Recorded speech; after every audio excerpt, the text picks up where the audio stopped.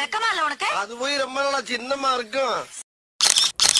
Hi guys, ஒரு அப்ளிகேஷனில் நம்ம ஆட்ஸ் பார்க்கறதுனால மட்டும் நம்மளால் ஏர்னிங்ஸை சம்பாதிச்சிட முடியுமா?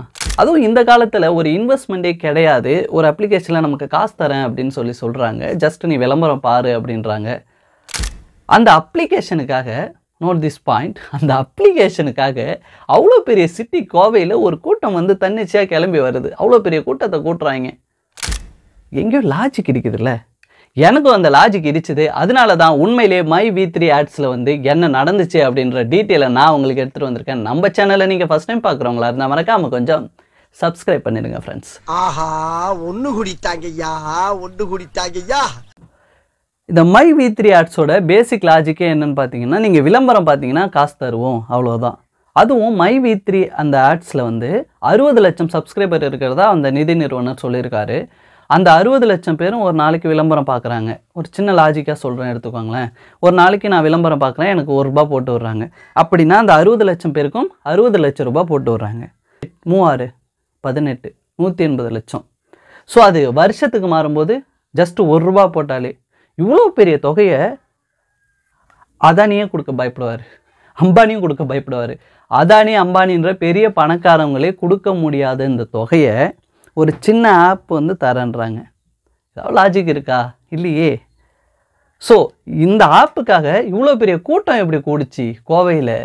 இந்த மை V3 ஆட்ஸில் வந்து நம்ம ஜாயின் பண்ணோன்னா, நம்ம இப்போ எனக்கு கீழே ஜாயின் பண்ணுறவங்க என்கிட்ட குரூப் கண்டஸ்டண்ட்டாக இருப்பாங்க. ஸோ இவங்க சொன்னாங்கல்ல, இந்த 60 லட்சம் பேர், இந்த 60 லட்சம் பேரும் ஒரு கோஆர்டினேஷனாக ஒரு வாட்ஸ்அப் குரூப்போ ஒரு டெலகிராம் குரூப்லேயோ தனித்தனியாக 100 பேராவோ 1000 பேராவோ 500 பேராவோ குரூப்பாக இருக்காங்க.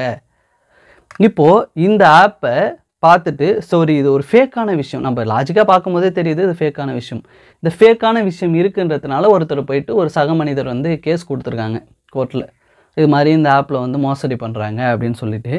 இந்த கேஸ் வந்து வழக்குக்கு வந்ததும் இவங்களை கைது பண்ணுறாங்க, நிதி நிறுவனரை கைது பண்ணுறாங்க அப்படின்ற விஷயம் கேள்விப்பட்டதும் இந்த மக்கள்லாம் கொந்தளிச்சு அப்படியே கிளம்பி போயிட்டாங்க. அதான் நடந்துச்சு. அதெல்லாம் நடக்கலை.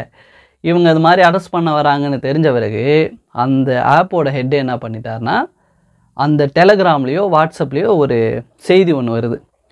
இது மாதிரி இங்கே நிதி நிறுவன தலைவர் வந்து கைது பண்ணுறதா சொல்கிறாங்க. அப்படியே அவங்க கைது பண்ணி இந்த ஆப்பை முடக்கிட்டாங்கன்னா, நீங்கள் இன்வெஸ்ட்மெண்ட் போட்டிருக்கீங்கல்ல 10 லட்சம் 20 லட்சம் 5 லட்சம் 500 100 அந்த இன்வெஸ்ட்மெண்ட்லாம் உங்களுக்கு திருப்பி வரவே வராது, ஏர்னிங்ஸு வராது, ஆப்பை முடக்கிட்டா அப்படின்னு சொல்லிட்டாங்க. யாராக இருந்தாலும் பதறோம்ல. இப்போ நானே ஒரு 10,000 போட்டிருக்கேன், ஐயோ 10,000 வராதா அப்படின்னு சொல்லிட்டு எங்கே வர சொல்கிறாங்களோ அந்த இடத்துக்கு போயிட்டாங்க. இது பாமர மனிதன் யாராக இருந்தாலுமே போயிடுவாங்க இல்லை கிளம்பி. அது மாதிரி போயிட்டு அப்படி அந்த மக்கள் அவங்களோட சப்ஸ்கிரைபர்லாம் சேர்ந்ததுனால வந்த கூட்டம் தான் அது. தானாவோ தன்னிச்சையாவோ எழுந்து போகலை. ஏர்னிங்ஸை பிடுங்கிடுவோம், ஏர்னிங்ஸு இன்னமும் உங்களுக்கு வராது, உங்களோட இன்வெஸ்ட்மெண்ட்லாம் நாங்கள் எடுத்துப்போம் அப்படின்னு சொன்ன அந்த ஒரு சின்ன விஷயத்தால் தான் அவ்வளோ பெரிய கூட்டம் அங்கே கோவையில் கூடுச்சு. மை V3 ஆட்ஸில் வந்து இதுதான் நடந்துச்சு. ஸோ ஒரு அப்ளிகேஷனை நம்பி 50,000 1 லட்சம் 2 லட்சம் 10 லட்சம் வரலையும் இன்வெஸ்ட்மெண்ட் பண்ணுறத நீங்கள் ஒரு சின்ன பிஸ்னஸ் ஒரு புட்டி கடை வச்சாலுமே வச்சுட்டு நீங்கள் காலையிலேருந்து ஈவினிங் வரலையும் உழைச்சிங்கன்னா அதில் உங்களுக்கு கண்ணுக்கு எதிராக காசு வரும். ஒரு கம்ப்ளைண்ட்டாக நீங்கள் போய் பார்க்கலாம், இல்லை யாரையோ போய் கேள்வி கேட்கலாம், எனக்கு ஏன் நான் காசு கொடுத்தேன் இந்த பொருளை ஏன் தப்பாக கொடுத்தீங்கன்னு நீங்கள் கேட்கலாம். ஆப்பில் போய் அப்படி கேட்க முடியுமா? அப்படி கேட்க முடியாது. ஸோ உங்களோட உழைப்பால் மட்டுமே முன்னேறுங்க. ஜஸ்ட் நம்ம படுத்துக்கிட்டு வீடியோ பார்க்குறோம், அப்போ அந்த வீடியோ பார்த்துட்டா நமக்கு காசு வரும்னு சொல்லிட்டு உடம்பு உழைக்காமல் செய்கிற எந்த தொழிலில் வர்ற வருமானமும் நிலைக்காது.